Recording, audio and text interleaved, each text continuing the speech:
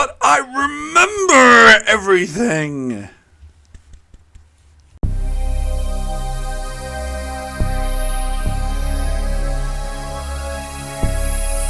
Hello and welcome to Enchantment of Eternity's review for The Mind's Eye, which is episode number 24 of Season 4 of Star Trek Next Generation. This video is a part of a series of videos where I review episodes of Star Trek as determined by my Patreon user polls.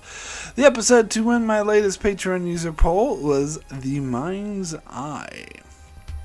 So The Mind's Eye is the episode where Geordi is abducted by the Romulans and sent back to cause trouble with the Klingons, who are having a problem with a colony world of theirs that is trying to declare independence, while the governor there accuses the Federation of supporting the rebels, and Geordi in his brainwashed form is supporting this evidence until it almost causes a war between the Klingon Empire and the Federation, or at least for them to lose the alliance until Data figures out what has happened and stops Geordi from assassinating a Klingon and exposes the Romulan plot, which includes the Klingon ambassador who was in on this plot, who is apprehended by the other Klingons.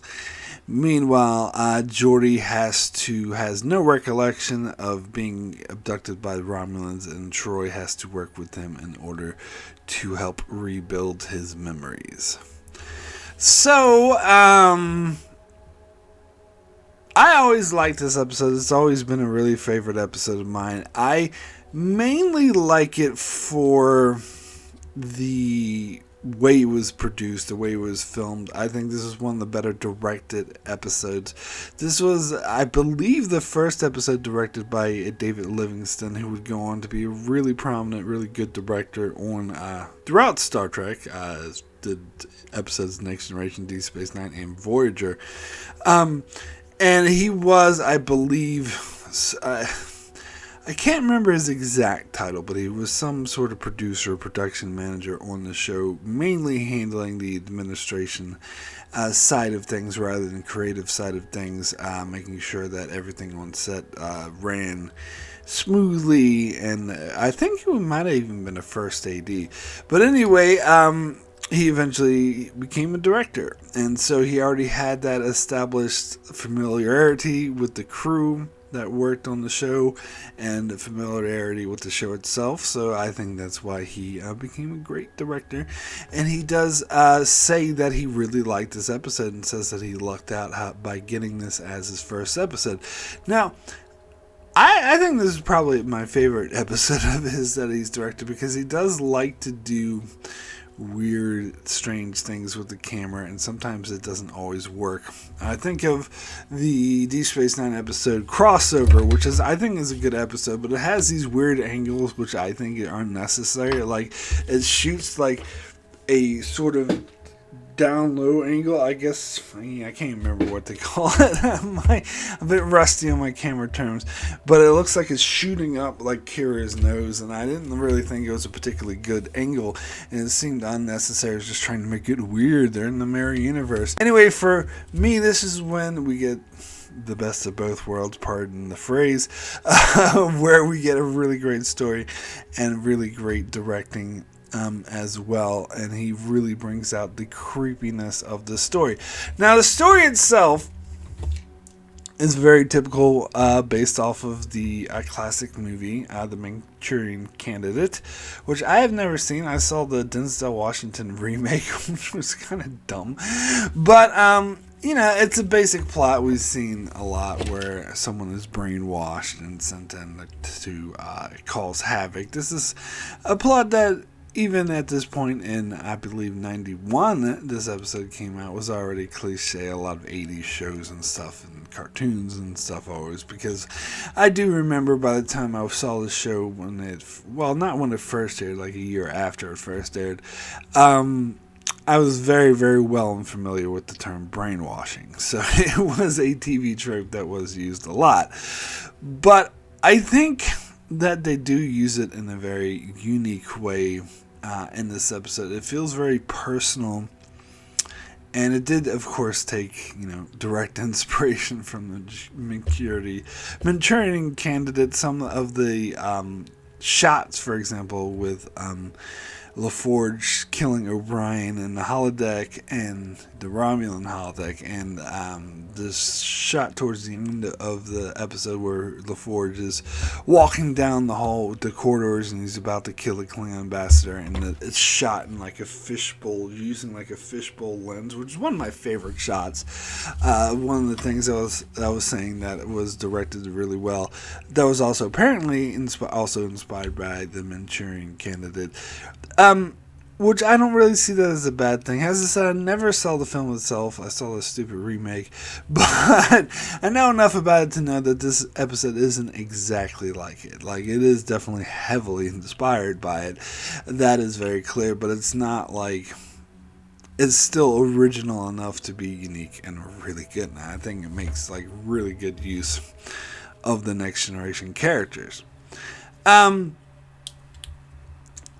So, yeah, so the episode begins with LaForge, like, going in this shuttle pod. It does make me wonder why they take these dinky shuttle pod for long trips. Why don't they take a shuttlecraft? They must be so uncomfortable in that thing. Anyway, he's going to rise there for a conference. And I guess this is towards the beginning. I don't know if this is the first episode, but it's definitely towards the beginning, whenever any of our main characters goes to a pleasure planet, being Riser or any other pleasure planet, they always get abducted on the way. Captain's Holiday is a big exception because the whole episode was about Riser. But anytime anyone's ever going to a conference by themselves, they always get abducted. You ever notice that? Anyway, but that's all good. But I do like the way that the episode begins with him playing the games and like listening to music. Oh, play some Latin music. Oh no, computer, that's too fast. Give me something more gentle. Like, it's really good character establishing. There's not, to be fair, Geordi has not been a very well established character on the show. He's probably one of the most underutilized characters in the main cast, and I do like just having the scene of him relaxing, and I do like how it went on. Some people might say, oh, this scene went on too long, they should just get to the point, and I would heavily disagree with that. I think it actually does a perfect tone of saying the type of person he is and the type of relaxing trip he's expecting to, and makes it when that Romulan ship, just by the way, why didn't the alarm sound? Like, it seems like the sensors should detect a ship decloaking right in front of them, and some alarms should sound. But it's for, dramatic effect, because it was a really, really creepy scene when he's like, sitting in his chair, not facing the windows, I guess you would call them, and he's just playing that game with the computer and trying to be like, ooh, phased and inverted, and then this Romulan just like the Romulan warbird just silently decloaks, and you see it behind him. Again, it doesn't make practical sense because we know from all other episodes of Star Trek that the alarm should be going off, but it was fucking creepy. I will say it was very effective when that decloaked. I was just like, and plus the music cues, and I'll get more about the music later, don't you worry about that. And the music cue like teed you in that it was like subtly like started playing creepy music, and it didn't kick in until Geordi realized it was Romulan warbird, and then we went to full panic mode.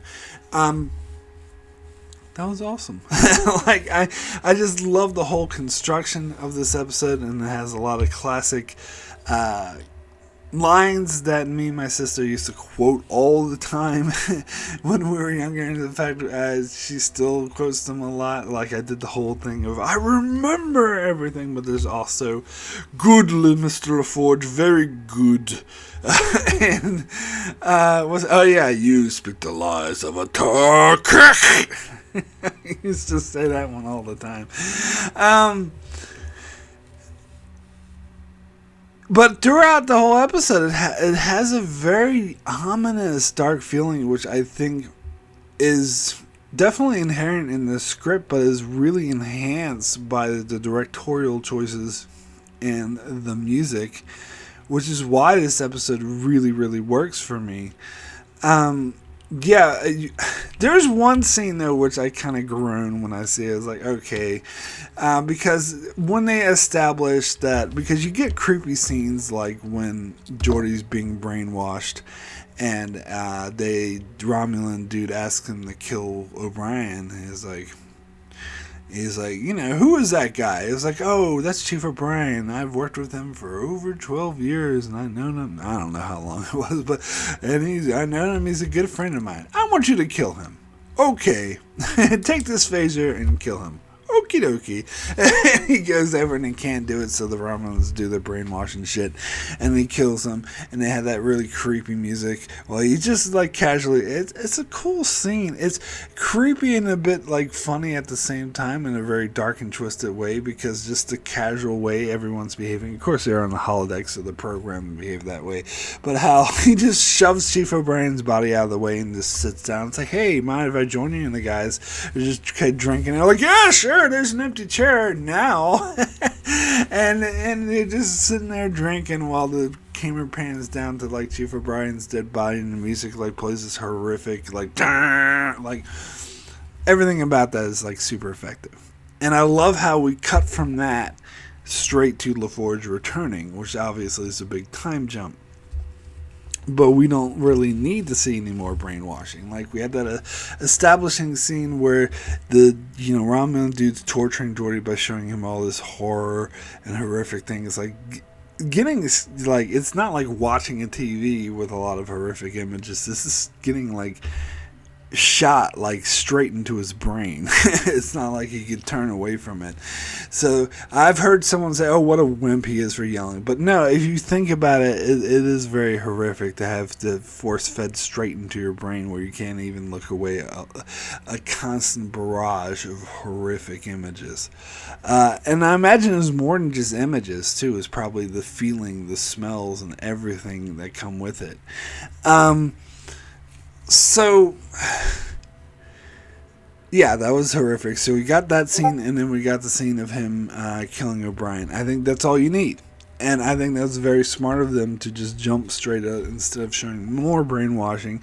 Because it's implied, like everything, because at first Geordi's very resistant and he's being tortured, and then you see that he's kind of cooperative, but not totally, like it didn't completely work, so they're just fine-tuning it. So you get the idea that by the time he returns to the Enterprise, that he's completely brainwashed and he's not, his conscious mind isn't aware of that he's being controlled in the manner. So it's so perfect. So now let me get back to the scene I started talking about that I thought was kind of shameless, and it was kind of that made me groan a bit, and that's the scene where we jump back from our commercial break after Geordi's on the Enterprise. It's been established he's brainwashed, and we see him like with a phaser, like they just show a very close up of him with the Type 3 phaser rifle, and they play this really dark suspenseful music like dun, dun, oh my god, who is he gonna shoot? And then he fires the rifle, and the music like crescendos, and then they zoom out and he's just testing and engineering with data.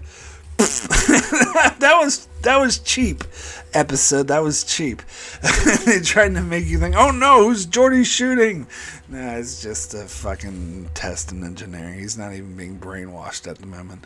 And I do love the duality that actual Geordi is the one who's uncovering the plot of it, being the Romulans who are supplying the weapons to the Kryosians and making it look like the Starfleet's doing it, and at the same time he's being used. And I love the reveal of the Klingon ambassador being the Romulan agent as well, who's actually feeding Geordi these brainwashing E-band emissions. because I love how the episode didn't tell you that right away. Like, you didn't really know until the end where Data figured it out. No, not till Data. They had this scene right before Geordi goes to kill the ambassador where he's sitting there eating his gawk, and he's like, "Come in, Mr. LaForge." And LaForge comes in and he's like, "I want you to take this phaser and shoot him in the cargo bay." So they reveal it then, but that's like towards the end of the episode. That's like, right before the final scene. So I do love how they withheld that information. Absolutely brilliant. Like, I love everything about this episode. Also, let me sidebar here for a second to talk about the Creosians, because I was wondering when I was watching this episode just now, because we've never seen the Creosians, and I've always assumed that they were Klingons, that this was a Klingon colony that was established centuries ago, and they want their independence from the Klingon Empire, kind of like, the whole, United States being a British colony originally and wanting to splinter off and be independent. However, doing research just now, I learned that the Creosians are in fact not Klingons. They are an alien race called the Creosians, which we have actually seen in the episode The Perfect Mate. And also, apparently, this is the same race, and this is what I learned kind of recently, that appeared in the worst episode of Enterprise, Precious Cargo. So, and not that The Perfect Mate is a good episode either. That episode also sucks, and so it's kind of stupid that these are the Creosian rebels. Really, I just found this out. Like, that's a really disappointment. Like, those dudes, they're the rebels. Anyway.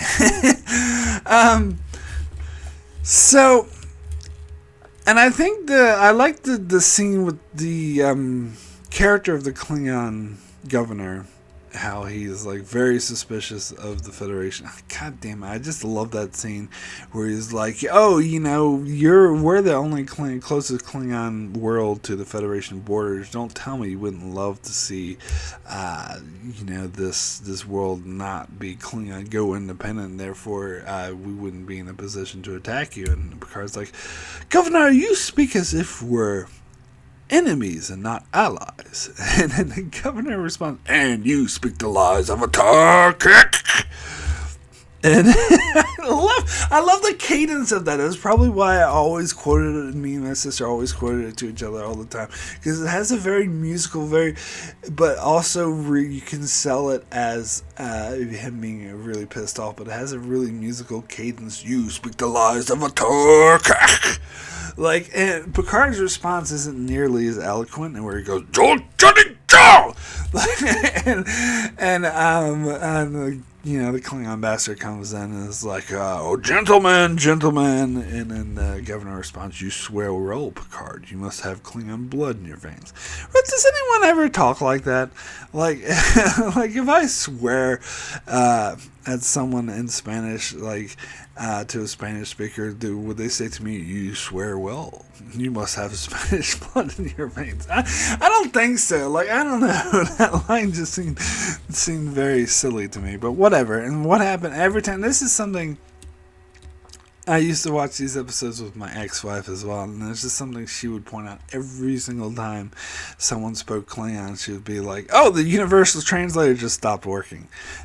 Because if the concept is they're always speaking Klingon, the universal translator just translates everything to English magically, and so how come it let them speak Klingon without automatically translated to the language that they do? Shouldn't Picard always be speaking Klingon from the Klingons' perspective? But anyway, universal translator is nothing but a big ass excuse to why all these alien races they just met speak English. But anyway, there's actually no logic to it. Still a great scene. You speak the lies of a Turk. Anyway, let me get into another one of my favorite scenes. This is something I've grown to appreciate. Like, I've always appreciated this scene but more on a subconscious level. It wasn't until more recently where I sort of analyzed it and started getting into, reviewing and, studying film theory and stuff like that, and studying film, that I really got to see the components of why I really like the scene. And it has a lot to do with the music. And I'm talking about the scene where LaForge beams down the weapons to the rebels, which of course he's doing this as he's brainwashed. And then the very next scene, this is my favorite scene, when LaForge just casually walks onto the bridge, and the Klingon Governor Vaughn hails Picard. And again, this is the whole way it's shot, where the Klingon's like sitting behind his desk on the view screen, but then he walks up to the view screen till his face is like covering the whole screen. Like, it's absolutely brilliant. And then he, like, because it has that feeling, that kinetic feeling. This is why I'm saying the directing of this episode is so good, because it has that kinetic feeling of, danger approaching. And then he's like, what did you think you did? Did you think we were blind? And like, just the way the acting was good. It's so good. Everything in this scene is really building towards a sense of danger. Like, I feel the danger, I feel the suspense, I feel how everything is just going to hell and everything's fucked up. And it's not simply the writing, because there's many other episodes, and I think in Voyager specifically, where the ship is in danger, or, and they present all this danger, but the audience, as an audience member, I don't feel it. I just couldn't care less. I'm like, oh yeah, the ship's in danger again. Here's some angry forehead alien going to attack Voyager, yada, yada, yada. Particularly thinking of the later seasons of Voyager, to be clear. Anyway, whereas here, it sells the danger. It really is, beyond simply knowing that, oh, there's Klingon ships here and they're about to like start some shit and blow up the Enterprise, because they caught LaForge in the act of beaming these weapons down, so they're really fucked. I mean, that's enough to know that intellectually, but more than that, you feel it with first, as I said, they ended to having the governor like get his face right up in the view screen and like really like sell home. But more than that is the music. Now, there's another YouTuber who will go unnamed. If you watch his videos, you might know who I'm talking about, who constantly rails against wallpaper music in the later Next Generation and Deep Space Nine and Voyager. And this is something I utterly and completely disagree with him on. He's talking about Ron Jones as being a great composer. And once he left, the music went to shit. Now, Ron Jones was a composer up until he left sometime in season 4. He was kicked out. His music was okay. Like, he did some good episodes like Best of Both Worlds, but most of the time, some of those episodes that this guy had cited as being great, such as Booby Trap, I think the music is not that good because it's too interfering. I think it's better to have subtle music that sells the point, and that's why Dennis McCarthy is actually my favorite composer. I would take him over Ron Jones any day of the week. Dennis McCarthy mainly did the music for that, this person referred to as wallpaper music, and did the music for the later seasons of Next Generation and then Deep Space Nine, Voyager, and the movie Generations, which I think has the best musical soundtrack of any Star Trek film, except for, any Next Generation film, I should say, because Star Trek 2 and 3, James Horner, of course, has the best soundtrack. But any Next Generation film, better than Jerry. I really think they shouldn't have gotten Jerry Goldsmith. Jerry Goldsmith I know he's a well-known composer who's done a lot of Hollywood films, but I didn't think he was a good fit for Star Trek. I know he did the Next Generation theme, which is awesome. You got to credit him for that. But his music got worse and worse with each film. Like, First Contact was kind of okay. Insurrection was awful. And the music he did for Nemesis was just terrible. It was just crap. So I really think they should have actually kept Dennis McCarthy, because the Generation soundtrack was by far the best out of any of them. But anyway, I'm getting sidetracked here. I pointed to I guess it seems like he did the best work in season 4, because I also pointed to the episode Clues. You can see my review for Clues when I talked about how perfect the music was in that episode. And this scene in particular, like, you might think, oh, it's just wallpaper music was in the background, but that's what makes it so powerful.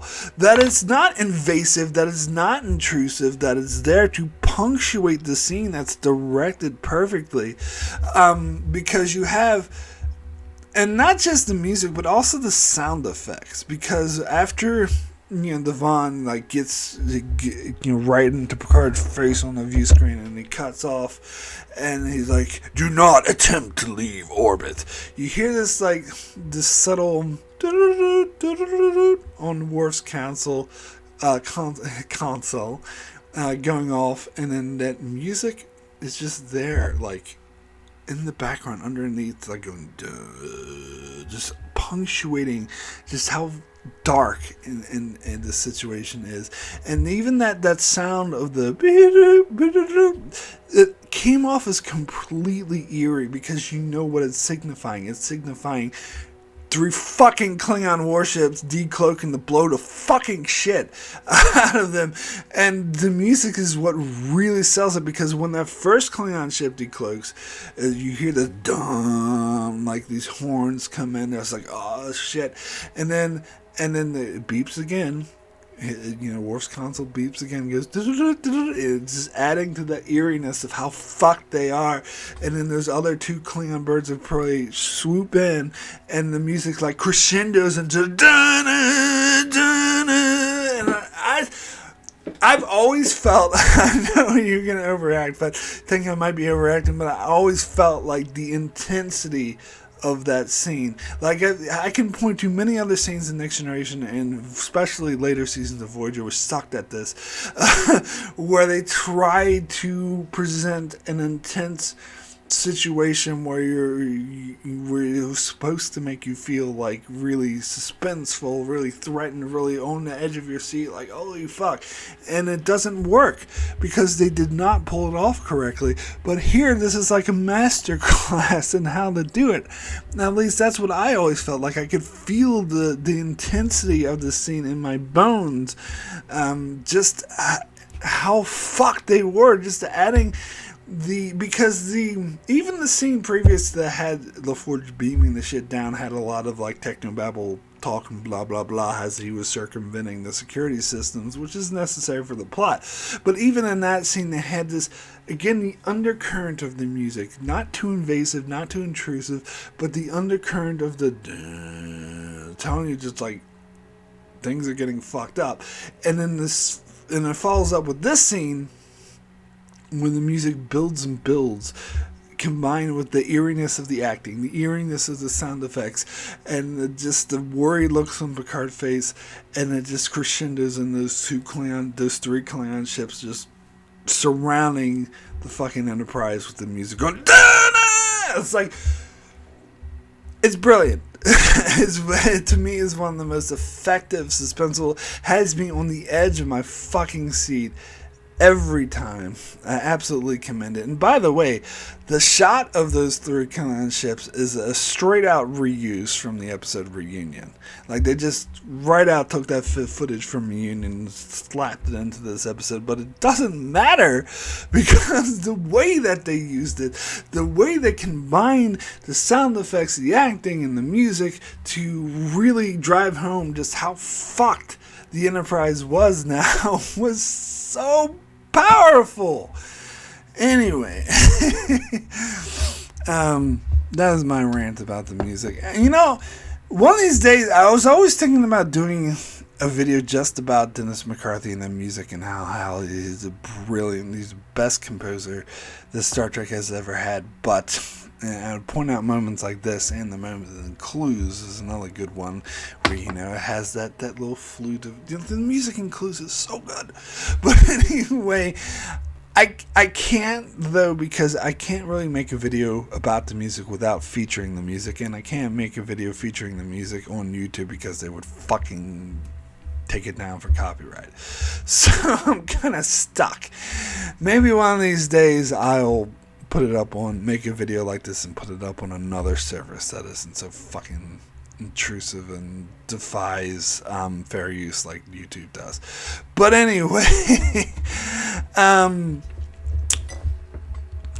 anywho, we also, so another brilliant scene, and again the music is also great in this because the music's good in the whole episode, is the scene where we get LaForge on his way to kill the Klingon governor, and Data is figuring it out and putting it all together. I fucking love this. This is one of my favorite Data moments in the entire show.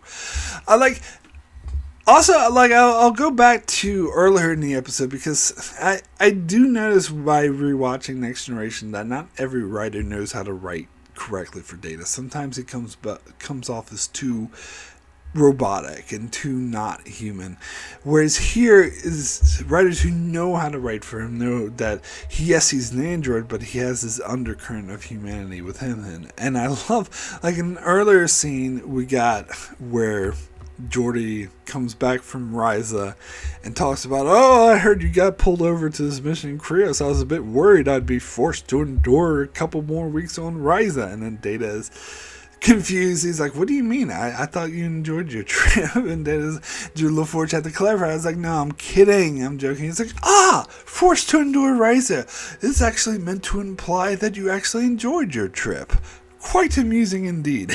like I love that. But then we go from that to when it comes, like, Data's the one who, of course, is figuring out the whole weird shit with the E-band emission. And that's something that is basically what the Romulans and the Klingon ambassador did not account for. How fucking brilliant Data is. And that he'd be able to figure it out. But of course he didn't figure it out immediately. He just started noting these E-band emissions. If you go back and watch the episode, you will note that each of the scenes where he brings this up to Riker, the Klingon ambassador Kel is not there, so he's not aware that they're on to him, which I love that little subtle moment. So anyway, but then you get the scene towards the end. Of course, they have to have it like at the last moment where Data is, because he's investigating why the fuck all these weapons got beamed down, and he's slowly starting to beam it to put it together. And I love how he's like, well, what could these E-band emissions be? And he finds out that they could be used to manipulate human brain waves. And then he's like, what kind of device could do this? And there's a device that's constructed to transmit images or something, information straight to the brain. And he's like, the visor. Geordi, he just left on his trip, so he went into the shuttle pod and was investigating. I like how Data didn't jump the gun on this. I like how Data didn't immediately go to Riker, or didn't immediately, which really regulations he probably should have. But he wanted to gather more evidence. Like, he didn't want to go off in this wild theory, because that's what it was at first, until he was sure. He pinned it down, and he went to the shuttle. He gathered more evidence, and he got the evidence exactly. As soon as he got the evidence, and again, you have this kinetic energy, because there's amazing shots of LaForge walking down, the fishbowl shot of him walking down the corridor, and the music adds to the creepiness of something building, that this horrible thing is about to happen, that he's about to kill this ambassador that's going to start a war, or at least destroy the alliance between the Federation and the Klingons. And it's all about to happen. You can feel it because of the way it's shot and the music, and it's absolutely amazing. But you have that counterbalance to Data at the same time, and the music, of course, is kind of different. It's a bit more hopeful in his scenes, but still suspenseful, still is he going to figure it out in time? And I love how, when he's talking to the computer, and again, this is kind of like boring technobabble stuff, where he's asking the computer, oh, what could do this? What kind of device? And when the computer is giving him the answers, it's leading him to LaForge. You get these, in the music, you get these musical cues with the horns going, dun dun dun, dun dun dun, he's figuring it out, dun dun dun. It's so good. It adds to the suspense of everything that's happening, especially the music while LaForge is walking down the corner. It's like, dun, dun. It's like the creepy building shit is about to happen, and then Data figures it out. He puts it all together, and again you have that kinetic energy. How I love how he's like walking down the corridor as he's talking to Worf, because he's in a hurry. He's trying to get to the cargo. You know, he's an android. You could probably run really fucking fast, but of course you can't do that. You just calmly walk. And again, this is Data, so it makes sense that he would just calmly walk, because he knows he's not going to get there in time. So instead he calls Worf and says, you know, take Commander LaForge into custody. And Worf, of course, is confused about this. He's like, sir. And then Data's just simply, to the point, that is an order. Fucking love that. It is so good. Because it's not often where we get to see Data in a position of command. And him to exercise that command in such a great way, just the way he just cuts through the bullshit with Worf, doesn't try to explain it, doesn't, well, he's Commander LaForge being brainwashed and you need to stop him. You know, it's like instantly, it's like, you need to arrest LaForge right now. That's an order. And it adds suspense to just the way that he says it as he's walking down the corridors. That is an order. And then, of course, this is the part of the scene that kind of throws me off just a tad, that Worf tries to, you know, stop LaForge, but those two Klingon guards, like, get him, fight him in his way. It's like, why doesn't Worf just go around those stupid Klingon guards? And they just have to make it so Picard's the hero, because Picard has to be the hero who stops LaForge. I kind of don't like that trope. But anyway, Worf yells out, LaForge! And then Picard, of course, stops him just in the nick of time as LaForge is firing a phaser. And I love how the Klingon governor is like, what, are you trying to assassinate me now? Explain yourself. And Picard just quite honestly is like, I don't have an explanation. If I could tell you what just happened, I would. But then, as a badass, Data just calmly comes walking in and comes right up and is like, I do have an explanation, and just lays the whole thing out. And I love how he's like, oh, there has to be a Romulan accomplice with a transmitter. Now, here's the thing. I am a bit iffy on whether, because Governor Vaughn does seem to buy all of this very quickly, where, again, he's been entirely suspicious of the Federation, and he was pretty much like totally convinced that the Federated Starfleet was guilty of supplying weapons, but he seems sold quite easily on this, especially when LaForge just tried to kill him. But there are several factors why I think he could buy it. First of all, being that Starfleet went out of their way to stop LaForge does tell you that at the very least not everyone is in on it. And secondly, I think he never argued against the idea of the fact that the Romulans would want to disrupt the Klingon Federation alliance, because that is sound reasoning. And so, even maybe might be still a little bit iffy on it, but I still buy that he would. And I actually think it makes for a much better scene, too, the way that Data's like, well, I narrowed it down to two suspects based on, all the abandoned missions. Who's theirs? Either has to be Captain Picard or Ambassador Kell. And Ambassador Kell, he immediately, gives away his guilt. Because, well, to be fair, they know it's not fucking Picard. So he's kind of screwed at this point anyway, but I love it. He immediately gives away his guilt. He's like, I'm not going to be searched by you. And again, we get another badass line where the governor's just like, I agree.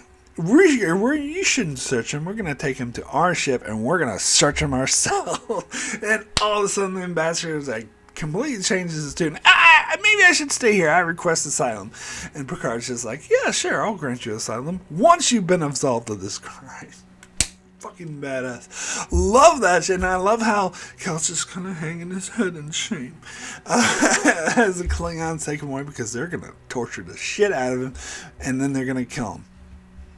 And it's kind of really badass. Anyway, God, I love this episode, as you could probably tell. And then, so then we get the final scene where Geordi goes, but I remember everything.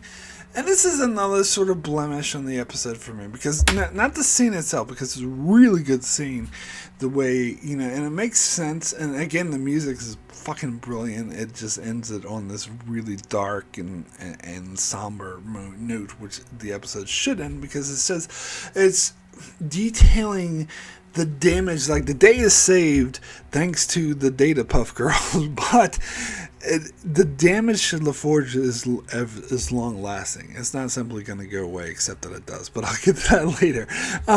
And I love how this scene deals with that, and the episode ends on that somber note that this, the damage that this did for LaForge, how he clearly remembered being on the rise and he couldn't accept. And I love the way Troi just subtly tricks him, and it's like, oh, so what were you doing on the shuttle ride? And it's like, oh, I was listening to music, I was playing the game. Oh, and what'd you do when you saw the wrong of the ship? Well, the first thing I did was, wait a second.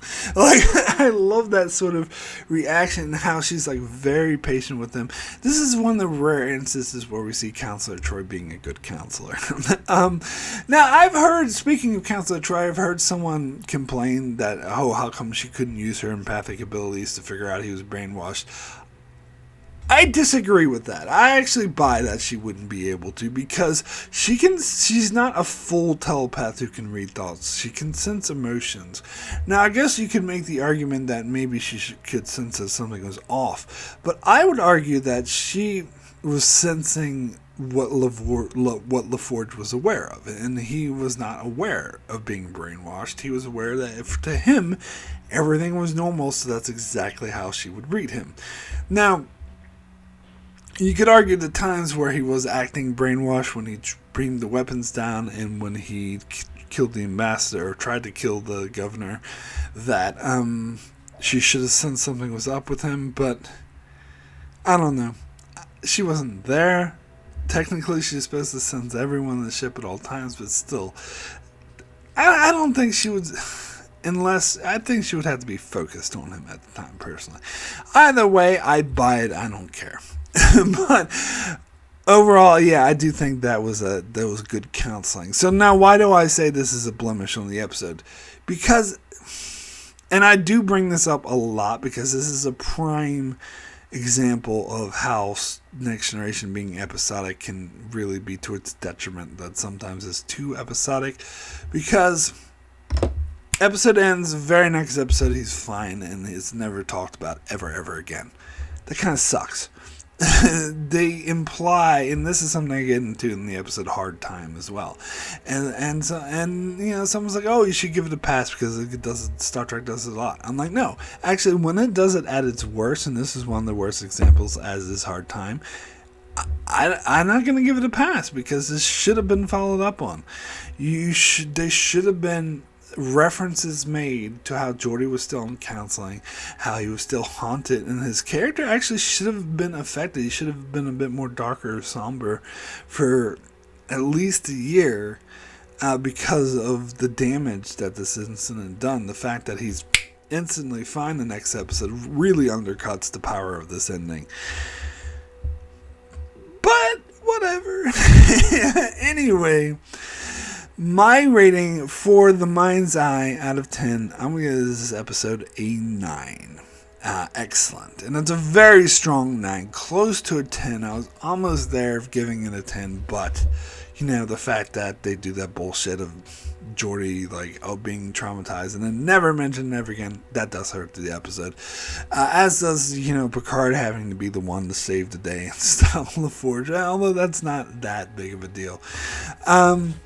But yeah, overall, an amazing episode. You could probably tell from my review how enthused I was. I think this is extremely well directed. One of the best examples of use of direction and cinematography and music combined to really enhance the creepy feel that this episode, it really enhanced the script. Now, one thing I did forget to talk about was the fact that this was the introduction of Sela, even though she's in the shadows. They actually got a different actress who played Sela. They just put in Denise Crosby's voice in voiceover. And 2 episodes later is when they make the big reveal about, Sela being a descendant of a daughter of Tasha Yar or whatever, which I think that whole thing is dumb. So less said about that, the better.